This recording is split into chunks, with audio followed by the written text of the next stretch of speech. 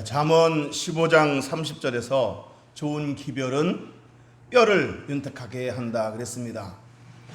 그리고 잠언 25장 25절에서도 먼 땅에서 오는 좋은 기별은 목마른 사람에게 냉수와 같다 그랬습니다. 목말라 갈증날 때 냉수 한 잔 들이키면 얼마나 시원합니까?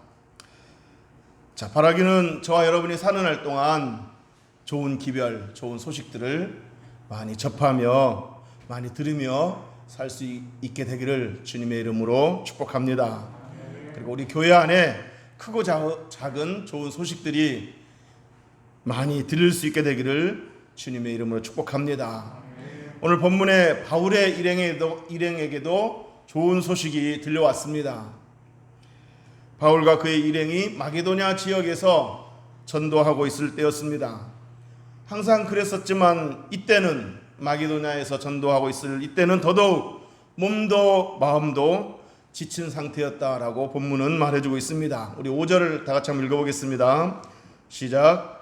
우리가 마게도냐에 이르렀을 때에도 우리 육체가 편하지 못하였고 사방으로 환난을 당하여 밖으로는 다툼이요 안으로는 두려움이었노라. 아멘. 마게도냐에 이르렀을 때 육체가 편하지 못했다. 몸이 많이 지친 상태였다는 겁니다. 무리한 여정에 몸이 많이 지친 상태였고 사방으로 환난을 당하여 밖으로는 다투며 안으로는 두려움이었다라고 말하고 있습니다. 사방에서 엄습해오는 환난으로 인해서 마음도 지쳐있는 상태임을 엿볼 수 있습니다. 자, 그런데 이때 마침 고린도에 갔었던 바울의 동역자 디도가 돌아와서 바울과 합류하게 된 것입니다. 바울의 편지를 전달하기 위해서 고린도 교회에 갔던 그 디도가 돌아와서 마침내 바울과 다시 합류를 하게 된 겁니다. 우리 교회가 몇 년간 여러 이유로 또 최근에는 코로나 이후로 전교인 수련회를 못 가고 있는 형편이지만 이전에는 해마다 전교인 수련회를 갔을 때가 있었습니다. 전교인 수련을 가게 되면 관광버스를 빌려서 이렇게 한 차로 이동할 때도 있었고 또 봉고차 여러 대로 이렇게 이동할 때가 있었는데 이렇게 봉고차 여러 대로 그룹을 지어서 각기 다른 차로 이동하다가 잠깐 휴게소에서 이렇게 만나게 되면 불과 2시간 만에 만난 건데 굉장히 이렇게 손을 흔들면서 반가워하는 모습을 보게 됩니다. 이처럼 불과 2시간 떨어져 있다가 만난 것도 반가운데 휴게소에서 만난 것도 반가운데 디도가 고린도로 떠난 지 며칠 혹은 몇 달이 걸렸을지도 모르는데 그렇게 오랫동안 떨어져 있다가 다시 합류하게 되었으니 바울과 그의 일행이 얼마나 반가웠겠습니까? 본문은 디도가 돌아와서 다시 합류하게 되었다는 이 사실이 바울에게는 큰 위로가 되었다라고 말하고 있습니다. 우리 6절 한번 읽어보겠습니다. 6절 시작. 그러나 낙심한 자들을 위로하시는 하나님이 디도가 오므로 우리를 위로하셨으니 아멘. 몸도 마음도 지친 상태였는데 하나님께서 바울과 그 일행들을 위로하시되 디도가 오므로 디도가 와서 다시 합류하게 됨으로써 그들을 위로하셨다는 겁니다. 자, 그런데 물론 오랜만에 동역자 디도를 만났으니 그것도 바울에게 큰 위로가 된 것은 사실이지만 그러나 디도의 돌아옴이 바울에게 위로가 되었던 더 큰 이유가 있습니다. 그저 다시 만났다는 것 그것도 기쁜 일이지만 그것보다 더 기쁜 이유가 있다는 겁니다. 그건 바로 디도가 고린도에서 돌아왔을 때 고린도 교회로부터 좋은 소식을 갖고 돌아왔기 때문입니다. 디도가 전해준 그 좋은 소식이 뭐겠습니까? 첫째로 디도가 고린도 교회에 갔을 때 고린도 교회 성도들이 디도를 이렇게 환대하고 잘 대해줬다는 거고, 두 번째는 고린도 교회 성도들에게 하나님을 사모하는 마음은 물론 바울을 사모하는 마음, 또 애통해하면서 회개하는 마음, 그리고 바울의 선교 사역을 위해서 마음을 모으는 어떤 그 열심, 그런 것이 있다는 얘기입니다. 그런 소식을 들었을 때 바울이 너무너무 기뻤다는 얘기입니다. 우리 7절 다 같이 읽어보겠습니다. 시작.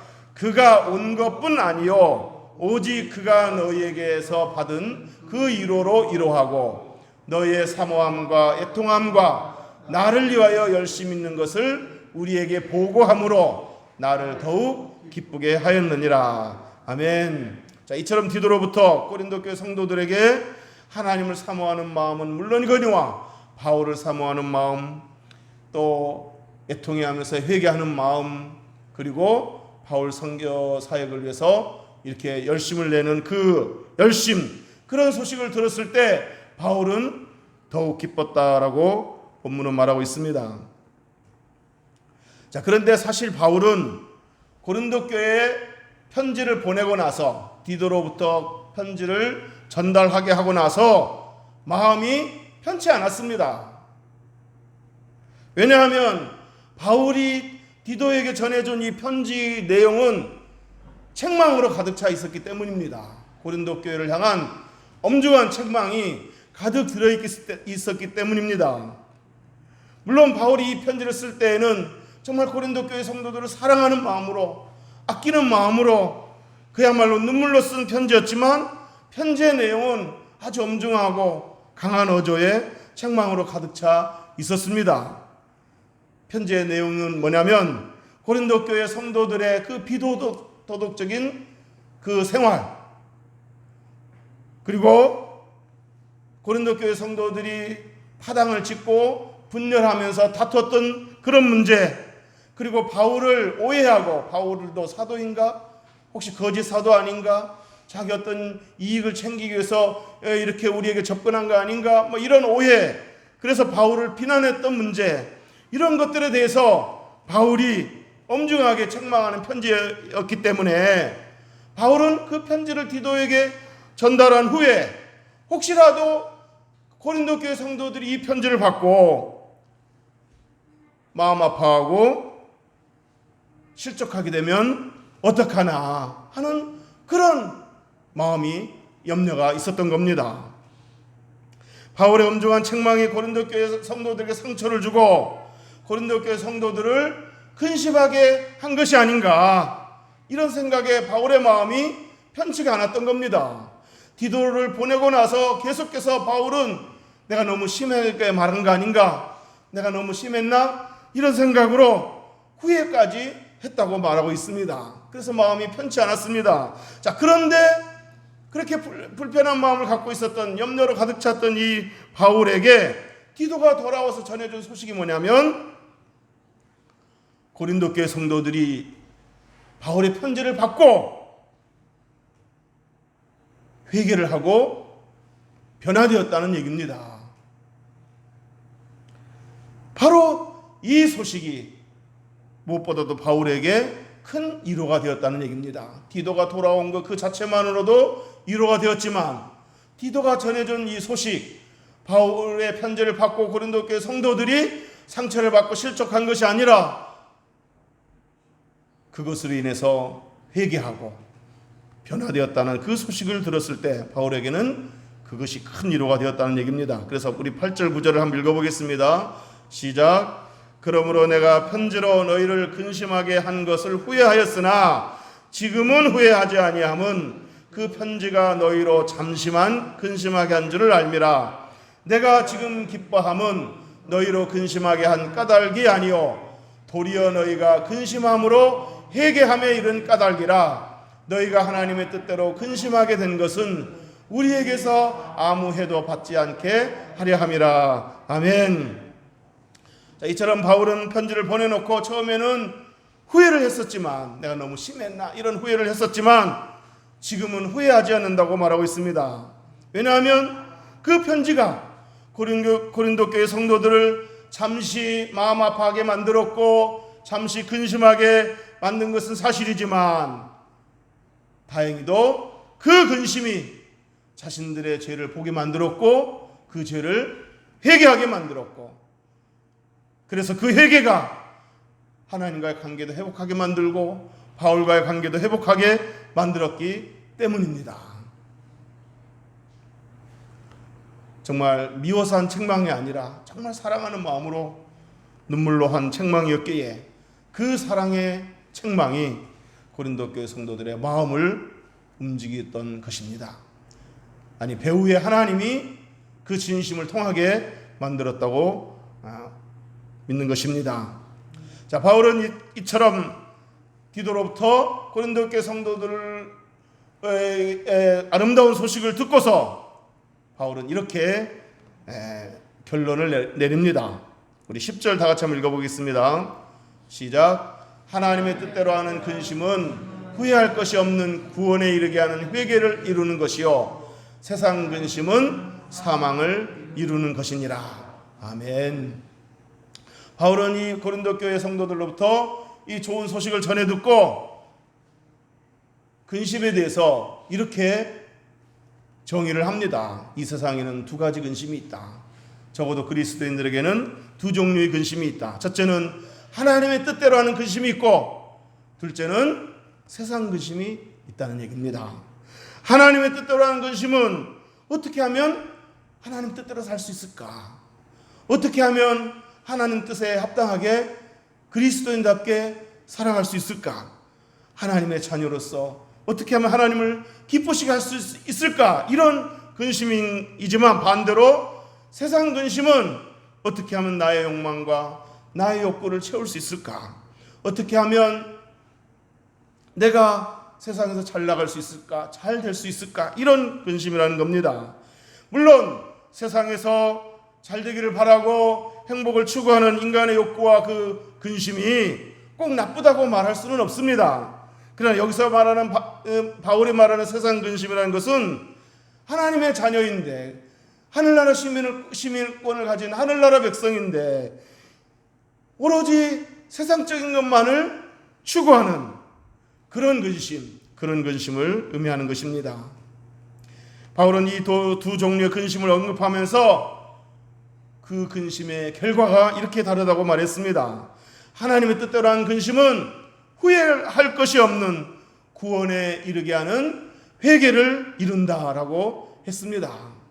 여기서 구원에 이르게 한다는 말은 아직 구원받지 못했으니까 더 열심히 노력해서 구원에 받도록 노력한다, 뭐 그런 의미가 아니라 이미 믿음으로 구원받은 사람들의 그 영적 성장을 의미하는 겁니다. 이미 믿음으로 구원받은 사람들이 계속해서 영적으로 성장하게 되었다. 그것을 구원에 이르게 한다라고 표현한 겁니다.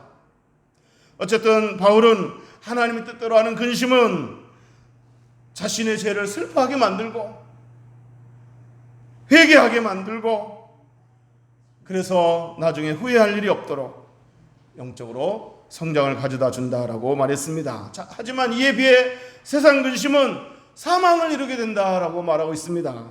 뭘 먹을까, 뭘 마실까, 뭘 입을까, 오로지 세상적인 것만을 추구하고 거기에 매달리는 이 세상 근심을 계속 하다 보면 그 근심이 스트레스를 가져다 주고, 그 스트레스가 두통을 가져다 주고 소화불량을 가져다 주고 이렇게 만병의 원인이 되게 해서 결국 사망까지도 이르게 만든다는 이야기입니다.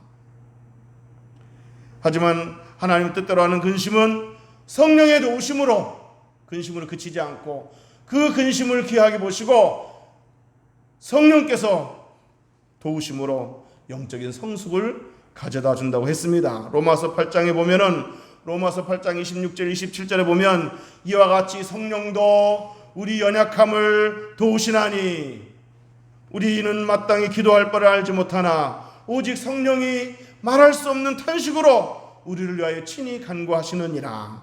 마음을 살피시는 이가 성령의 생각을 하시나니 이는 성령이 하나님의 뜻대로 성도를 위하여 간구하심이니라. 이렇게 말했습니다. 우리가 하나님의 말씀대로 하나님의 뜻대로 살지 못함으로 인해서 우리 연약함을 느끼면서 안타까워하고 근심하고 있을 때 성령께서 우리 연약함을 보시고 말할 수 없는 탄식으로 우리를 도우신다고 했습니다. 바울은 계속해서 하나님의 뜻대로 하는 근심이 우리에게 영적 성장을 가져다 준다고 그러는데, 구원에 이르게 한다고 그러는데, 구체적으로 어떻게 영적 성장을 가져다 주고 있는지에 대해서 다음과 같이 말했습니다. 우리 11절, 마지막 11절 다 같이 한번 읽어보겠습니다. 시작. 보라, 하나님의 뜻대로 하게 된 이 근심이 너희로 얼마나 간절하게 하며 얼마나 변증하게 하며 얼마나 분하게 하며 얼마나 두렵게 하며 얼마나 사모하게 하며 얼마나 열심히 있게 하며 얼마나 벌하게 하였는가. 너희가 그 일에 대하여 일체 너희 자신의 깨끗함을 나타내었느니라. 아멘. 이 구절에서 보면 보라, 봐라, 하나님의 뜻대로 하는 근심의 결과를 봐라. 하나님의 뜻대로 하는 근심이 이렇게 아름다운 결과를 내지 않았냐 하면서 그 결과물들을 하나씩 이렇게 설명하고 있습니다. 보라, 하나님의 뜻대로 하게 된 이 근심이 너희로 얼마나 간절하게 하며 그랬습니다. 이 말씀의 의미는 하나님 뜻대로 하는 근심이 고린도 교회 성도들로 하여금 영적 성숙에 대한 그 간절한 열망을 갖게 만들었다는 겁니다. 내가 이렇게 있으면 안 되지, 내가 이렇게 살면 안 되지, 내가 이제 자라야지, 내가 변해야지, 이런 어떤 영적 성장과 변화에 대한 간절한 열망을 갖게 만들었다는 겁니다. 보라, 하나님의 뜻대로 하게 된 이 근심이 너희로 얼마나 간절하게 했는지 봐라. 하나님의 뜻대로 하는 근심이 변화와 성장에 대한 갈망을 갖게 만들었다는 겁니다. 그 다음에 얼마나 변증하게 하며, 이 말씀의 의미는 하나님의 뜻대로 하는 근심이 고린도 교회 성도들 하여금 안 믿는 사람들에게, 불신자들에게 기독교 신앙이 뭔지, 우리가 무엇 때문에 이렇게 이런 핍박 가운데서도 신앙을 지키는지 정확하게 그리고 열정적으로 변증할 수 있도록, 잘 전달할 수 있도록 만들었다는 얘기입니다. 하나님의 뜻대로 살고자 하는 이 근심이 이런 어떤 전도에 대한, 또 변증에 대한, 사람들에게 기독교 신앙이 뭔지를 이렇게 가르쳐주고자 하는 그런 열망으로 가득 차게 만들었다는 얘기입니다. 그 다음에 얼마나 분하게 하며, 이 말씀의 의미는 하나님 뜻대로 하는 근심이 고린도 교회 성도들 하여금 자신의 죄에 대해서 분노하게 만들었다는 겁니다. 슬퍼하게 만들었다는 겁니다. 아직까지도 내가 이런 죄를 품고 살다니, 이런 죄를 저지르고 살다니, 이 죄에 대해서 슬퍼하고 나아가서 분한 마음까지 갖게 되었다는 얘기입니다.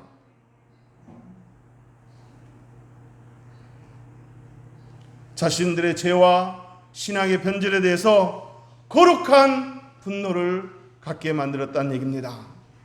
사랑하는 성도 여러분, 저와 여러분이 쓸데없는 일로, 사소한 일로 자존심 상해하지 말고, 내가 내 자신을 보았을 때 아직도 그리스도인답지 모습을 보면은 내가 이렇게 살아야 되겠는가, 내 모습을 보고 좀 자존심 상해할 줄 알고, 슬퍼할 줄 알고, 나아가서 분한 마음도 가질 줄 아는, 거룩한 분노를 가질 줄 아는 그리스도인이 되시기를 주님의 이름으로 축복합니다.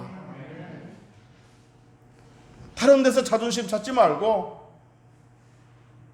저 어떻게 믿는 사람이야, 이런 얘기 들을 때 자존심 상해하면서 내 스스로에 대해서 슬퍼하고 분노를 가질 줄 알아야 됩니다. 이 분노가 있을 때 성장하는 겁니다. 그런데 하나님의 뜻대로 하는 근심이 이렇게 거룩한 분노를 갖게 만들었다는 얘기입니다.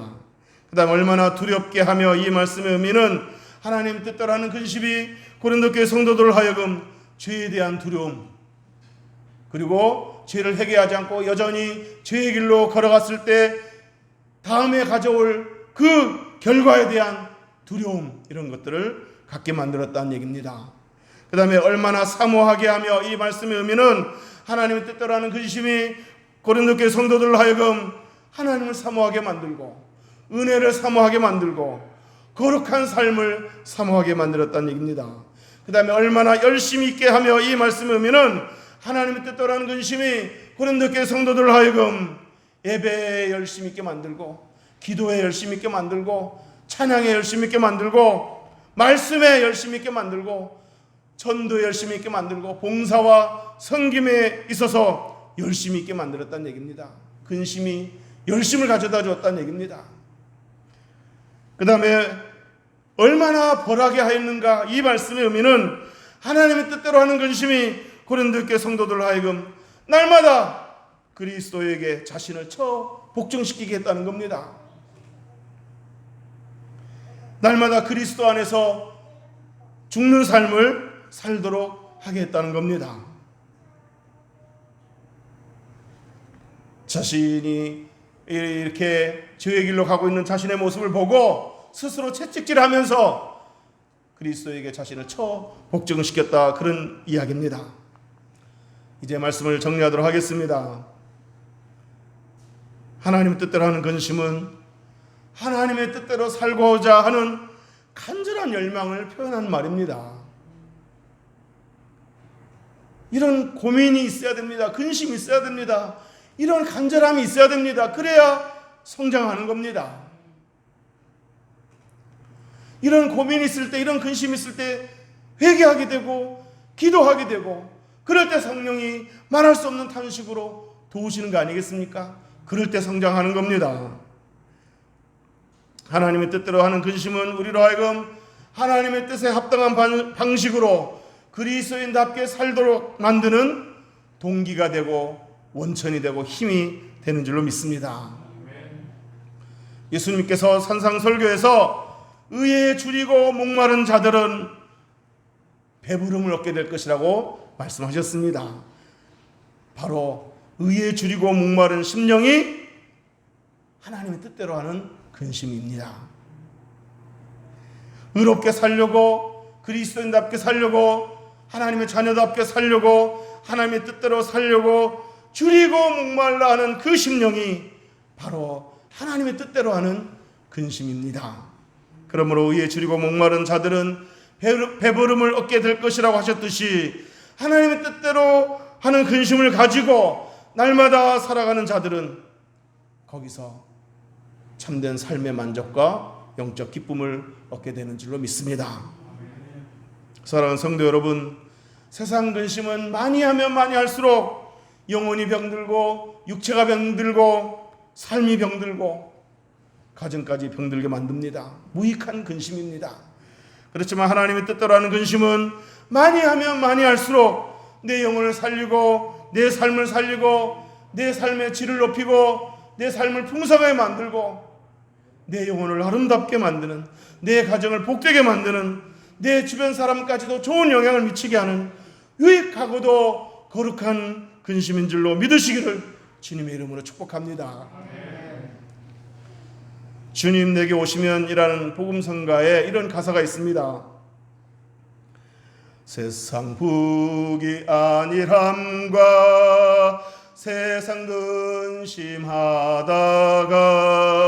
주님 나를 찾으시면 어떻게 만날까?